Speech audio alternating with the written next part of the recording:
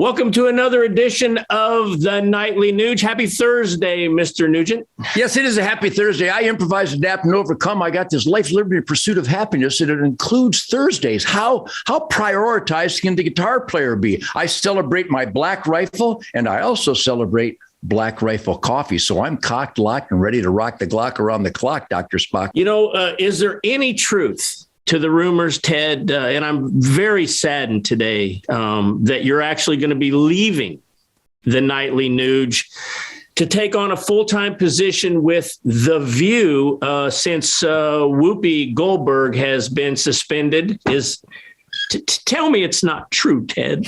Well, you know, I'm a very diverse guy. A lot of people are searching and seeking and demanding diversity, but I've always been the poster child for diversity. And you can examine my bandmates and their incredible musical diversity, their ethnicity diversity, their gender choice diversity. I'm all serious, but I've been a diverse guy because I've always been really radical, Keith. I've always judged by content of character, punctuality, heart and soul efficiency, and just goodwill and decency. I've been colorblind. I've been gender blind. Well, actually, I have not been gender blind. I've been gender focused all my life, but I don't judge. Maybe hyper focused on occasion. Maybe if you see Mrs. Nugent, that's some hyper focusing gender right there. Mm-hmm. My point being is that I'm a freewheeling guy. I think they wrote the song "Que Sera Sera" after my vapor trail. The point being is that when I saw Whoopi absolutely display her mushy-brained, propagandized soullessness, because I admire her. I hope she's healthy. I hope she's happy. I hope she's capable of really focusing on what is true happiness, which would mean goodwill, decency, supporting other people's choices in life. But unfortunately, she has proven that she is not in support of other people's choices when she made the most horrific and cruel and nasty statement that the Holocaust was not about race. So if she was white, she would have been fired and ostracized from society. It's happened so many times. But no, because she has a certain privilege based on her color, I think that's what's going on here. Or maybe her liberal, or maybe just her liberalism too. No, I think it's her color. And I hate to say that, but we see it all the time. I mean, poor Candace Owens, this wonderful, wonderful gal who happens to be Black, is called a white supremacist, which Whoopi Goldberg, her name is Johnson. She literally isn't Whoopi Goldberg. And I think that pretty much says it all, because you know what she's not? She's not a good person. Brilliant actor, brilliant conversationalist. But, you know, they'll never have a Ted Nugent on there because they're incapable of debating the truckloads of evidence to support all the truth, logic, and common sense that I bring to every dialogue, every campfire, and every attempt to debate the old guitar player in the media. They avoid me like the plague because my plague is truth, logic, and common sense. So after much contemplation, being the critical thinking master that I am, I had to turn down the offer to take Whoopi's place on The View. However, I have an arsenal of Whoopi cushions, and so I've offered those to them because the sound from the Whoopi cushion, which is predicated upon the soundtrack I provided for that sound, it makes more sense than anything Whoopi has said in the last 10 years.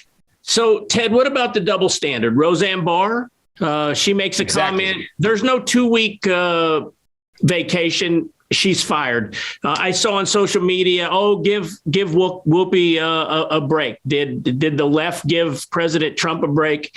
Do they give Donald Trump Jr. a break? Are they giving Joe Rogan a break? Do they ever give Ted Nugent a break?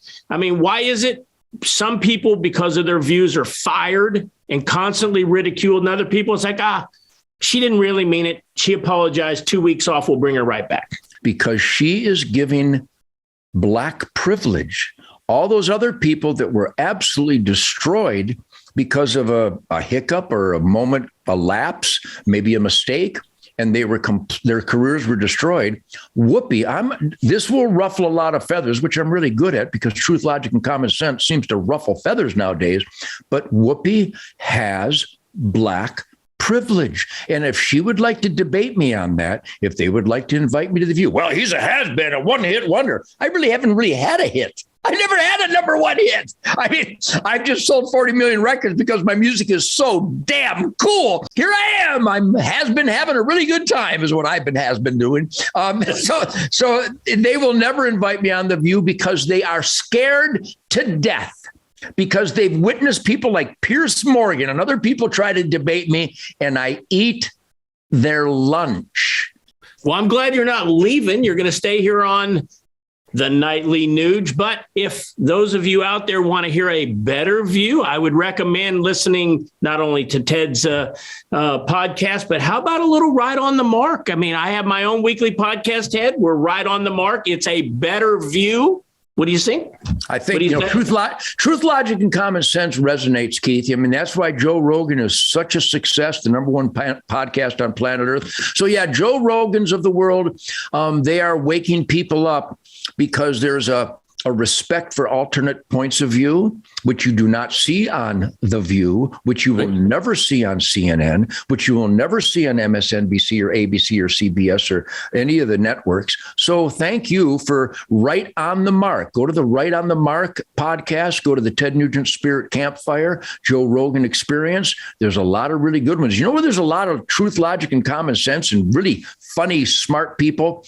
A number of sporting, conservation, hunting podcasts. I can't think of all of them. I think there's Working Class Bow Hunter. There's Bow Hunter Planet. We should get a list of those, Keith, and do a big celebration. Fistful of Dirt, Cuz Strickland. Fistful of Dirt from Mossy Oak. There's so many. I'll be doing Steve Rennell, another Michiganiac backstrapper. There's a lot of conservation conservative podcasts. We should. Tim, my friend Tim, behind the scenes there, he's going to seek a list of the podcasts that celebrate down to earth, conservation, the wise use, reverential respect for God's renewable resources, hunting, fishing, trapping, and the incredible habitat upgrade at the hands of farmers and ranchers and conservationists, where we have literally produced the cleanest air, soil, and water in the history of the United States for the last 100 years, because hunters, fishermen, and trappers walk the wild ground that produces a healthy environment. So that's a positive note we can end the night in New, John. I salute you, Keith, because that's what you and your family represent. Thanks, Ted. Hey, if you all come back again tomorrow night, we'll have a Friday free-for-all edition of the Nightly Nuge. See you tomorrow, Ted. Never over, never out, never bend over, Rover. Let Teddy take over. This is so much fun. I can't stand myself.